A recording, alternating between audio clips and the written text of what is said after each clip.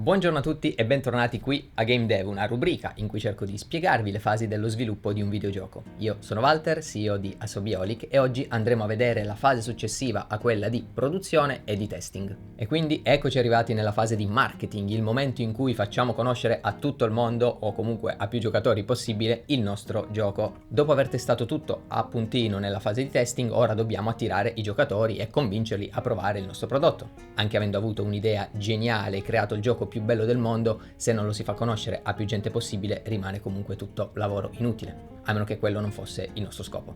Questa fase solitamente inizia prima del lancio del gioco per continuare anche poi dopo l'uscita.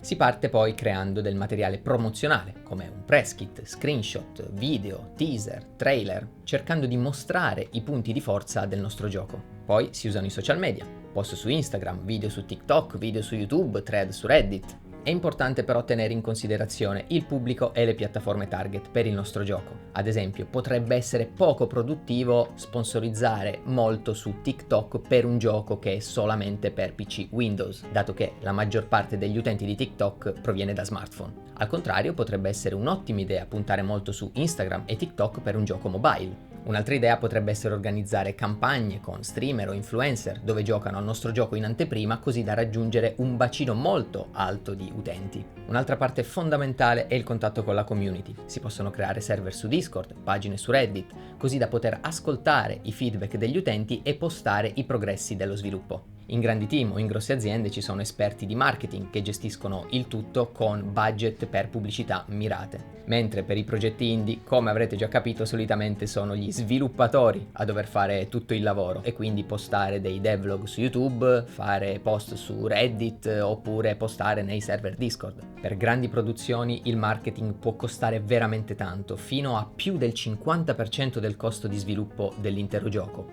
Quindi capiamo che sono cifre veramente altissime, si parla di milioni di dollari o euro. Per i giochi indie, però, siccome non c'è un budget praticamente per nulla, bisogna puntare sulla creatività e quindi trovare che cosa rende il nostro gioco veramente unico o divertente e riuscire a comunicarlo in maniera semplice ed efficace a tutti i giocatori. Attenzione però a non promettere troppo, altrimenti si rischia di deludere le aspettative. L'importante è creare attesa e costruire una community che non veda l'ora di giocare al nostro gioco. Una buona strategia di marketing può fare la differenza tra un gioco che passa completamente inosservato ad uno che diventa virale.